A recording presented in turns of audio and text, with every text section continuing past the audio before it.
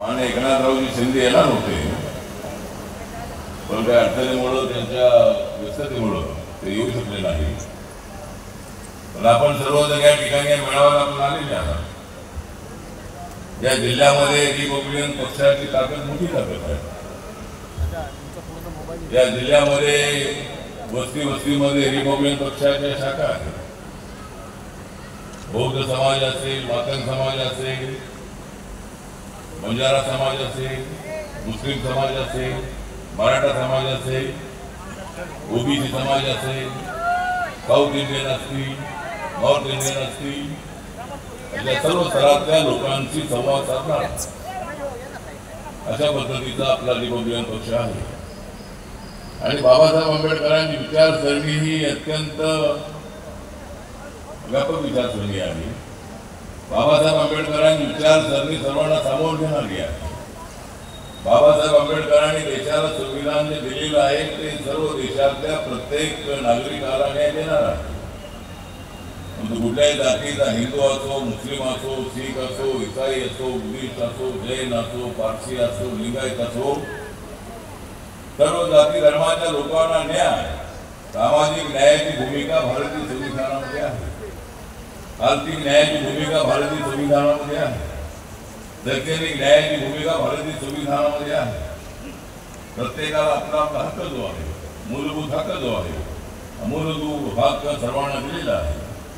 आणि त्याप्रमाणे आपल्याला आपली पार्टी सर्व देशामध्ये सर्व पार्टीच आहे. परवा मी आसाममध्ये होतो. आसाममध्ये जो 10,000 लोकांचा मेळावा झाला. त्यानंतर मी काल नागालँडमध्ये होतो. नागालँडमध्ये सुद्धा एक कार्यकर्त्यांचा मेळावा बैठक झाली. आणि त्या ठिकाणी नागालँडमध्ये आता आपले 2 MLA आहे. पुढच्या वेळेला त्यांचा संकल्प आहे. त्यांच्या स्टेट कमिटीसोबत माझी मिटिंग झाली आणि त्यांनी मला सांगितलं की तुम्ही जर आम्हाला ताकद दिली तर पुढच्या वेळेला जवळजवळ 20 ते 25 आमदार आपले निवडून येतील. या दृष्टिकोनातून आमचा प्रयत्न सुरू आहे. अशा पद्धतीचा विश्वास त्या कार्यकर्त्यांनी मला दिलेला आहे. त्याप्रमाणे बाहेरच्या राज्यामध्ये जर आपला पक्ष वाटतो आहे. महाराष्ट्रामध्ये आपली मुंबई आपली अत्यंत शक्तिशाली अशा पद्धतीची भूमी आहे. सिद्धार्थ नासारे यांच्या नेतृत्वाखाली आपण सगळेजण या ठिकाणी काम करतो आहोत. पूर्वी गौतम सोनवणे अनेक वर्षी ते मुंबईचे अध्यक्ष होते. आपल्या पक्षाची मागणी आपण अनेक ठिकाणी केलेली आहे. मी मुंबईमध्ये राहतो आहे आणि पॅन्थरच्या काळापासून या सगळ्या छावण्या आहेत. पांढरापुरी छावणी जी आहे, फार जुनी छावणी आपली आहे. पॅन्थरची वस्तीशी घराघराचा आपला संबंध आहे. अनेक वस्त्यांमधल्या आपला संपर्क आहे. त्यामुळे इथल्या मेळाव्याच्या खुर्च्या खाली राहण्याबरोबर नाही आहे. म्हणजे मेळावा जिल्ह्यात आपला आहे. एखाद्या तालुक्याचाही मेळावा झाला तरी एवढे लोक असतात. त्यामुळं जिल्ह्याचा मेळावा म्हटलं की तालुक्यातल्या लोकांनी आणलं पाहिजे. मुख्यमंत्री आले नाही की बरं झालं. त्यांना मुख्या खुर्च्या बघण्यासाठी बरोबर नव्हतं ते. तर आपल्याला तालुका वार्ड जे आहे ते चांगले बांधले पाहिजे. शायनी करण्याचं काम थांबवलं पाहिजे. शायनी करून नेता होत नाही आहे. नेता व्हायचा असेल तर कार्यकर्ता म्हणलं पाहिजे. कार्यकर्ता बनायचा असेल तर वस्ती संपर्क असला पाहिजे. आपण अशा पद्धतीचा आवाज दिल्याबरोबर 100-200 लोकांनी आला पाहिजे. अशा पद्धतीनं मला असं वाटतं की मेळावे करत असताना आपल्याला सिस्टमॅटिकली आपण बाकी व्यवस्था चांगली आहे. आणि संजय डोळसे हे बहुजन समाजाचे आहेत, मराठा समाजाचे आहेत. तरी सुद्धा ते आपल्या समाजामध्ये विसर होत आहे. आणि रिपब्लिकन पक्षाचा चेहरा मोहरा बदलवण्याचं काम त्यांच्या माध्यमातून होत आहे. त्यांना साथ देण्याची जबाबदारी आपल्या सगळ्यांची आहे. झोपडपट्टीत राहणाऱ्या लोकांना 2011च्या धोरणाला मान्यता मिळालेली आहे.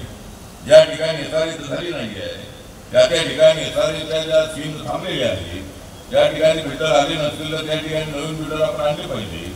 ज्या ठिकाणी काही अडचणी आल्या असतील तर त्यांनी आपण मला सांगितलं पाहिजे. एसआरईमध्ये माननीय लोखंडीजी हे त्या ठिकाणी सुरू आहे. अनेक प्रोजेक्टला मंजुरी देण्याचं काम आपण केलेलं आहे. त्यामुळे ज्या त्या ठिकाणी काही अडचणी असतील त्या ठिकाणी आपण मला सांगा. त्या कामांचा पाठपुरावा करणं अत्यंत आवश्यक आहे.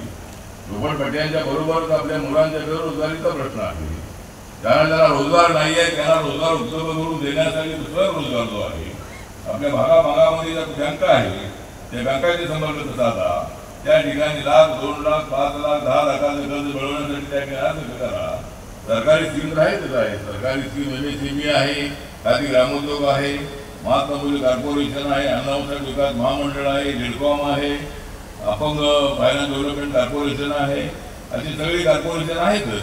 त्यांच्या मार्फत आपल्याला मदत मिळवायची आहे. पण डायरेक्टली अनेक बँका आहेत, सहकारी बँका आहेत, त्यांच्याकडून भांडवल तुम्ही आपल्या लोकांना लोन मिळवलं पाहिजे. आणि आपल्या लोकांनी आपल्या पायावर उभं राहण्यासाठी छोटे मोठे प्रोजेक्ट जे आहेत ते आपण टाकले पाहिजे. त्याच पद्धतीनं आपल्याला इतर अनेक प्रश्न आहेत.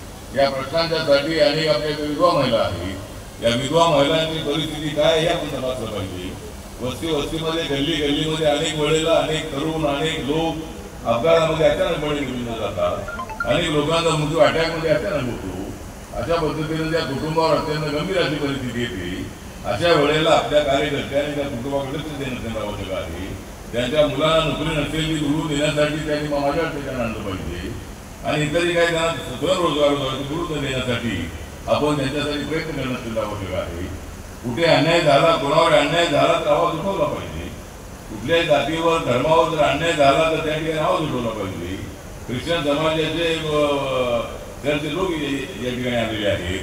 झोपडपट्टी महासंघाचे लोक या ठिकाणी आलेले आहेत.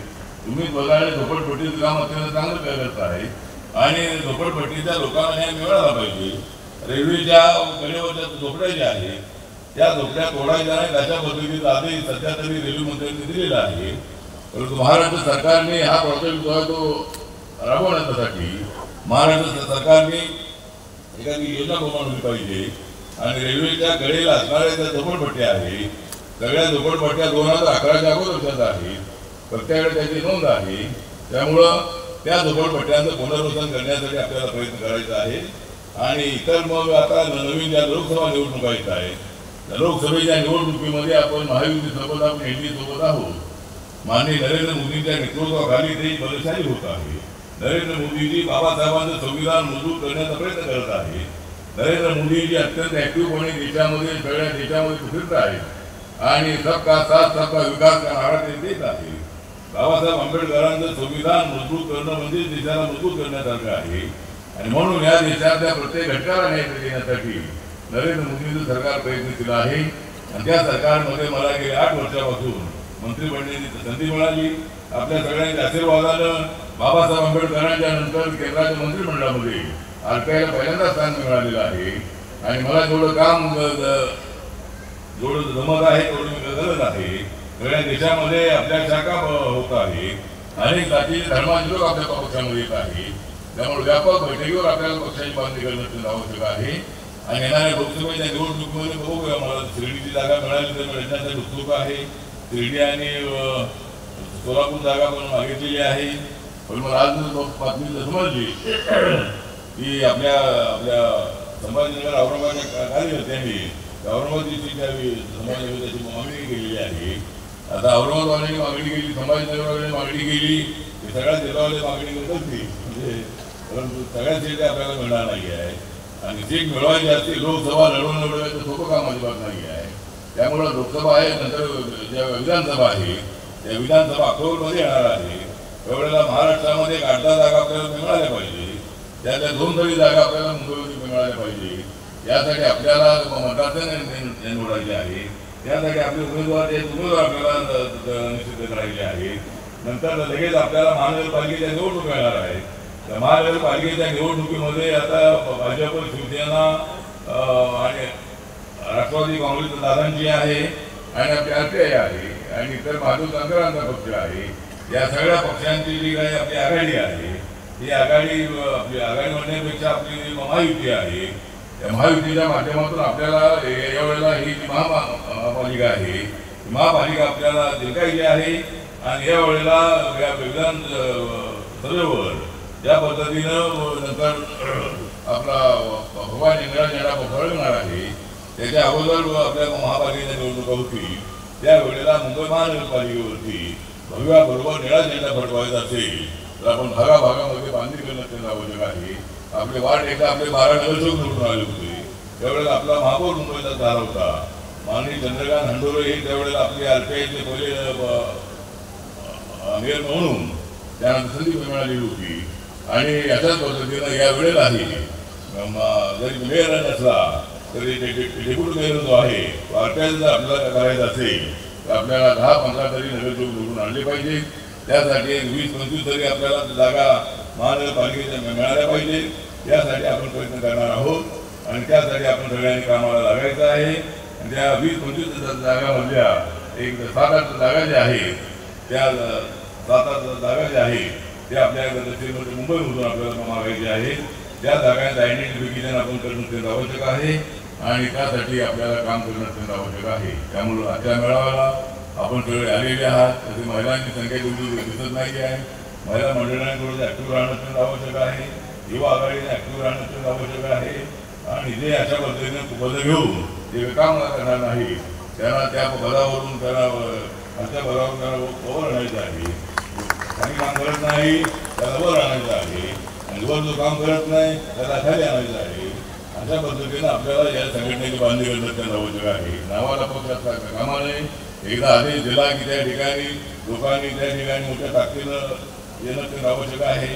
आणि तरी आपण सगळ्यांनी या ठिकाणी आपण आलेले आहात आणि आता माळा यशस्वी करण्यासाठी आपण चांगला प्रयत्न केलेला आहे. महायुतीच्या नेत्या माननीय मुख्यमंत्री येणार असं माननीय राहुल चव्हाण म्हणाले होते, पण काही मुख्यमंत्र्यांच्या व्यापारावर येऊ शकले नाही. भाजपच्याही अशी सेना त्यांना मी बोललो होतो. पण आपल्या पक्षामध्ये अडचण ही आहे की एकदा फोन केला त्याला फॉलो करण्यासाठी नाही आहे. त्यांना जाऊन तिथं त्यांना भेटणं ते आवश्यक होतं. आपले विवेक पवार आपले जिल्ह्याचे आपले मुंबईचे जनरल सेक्रेटरी आहेत, त्यांच्या ह्याच्यामध्ये ते राहतात. त्यांना घेऊन त्यांना एकदा भेटणं त्यांना आवश्यक होतं.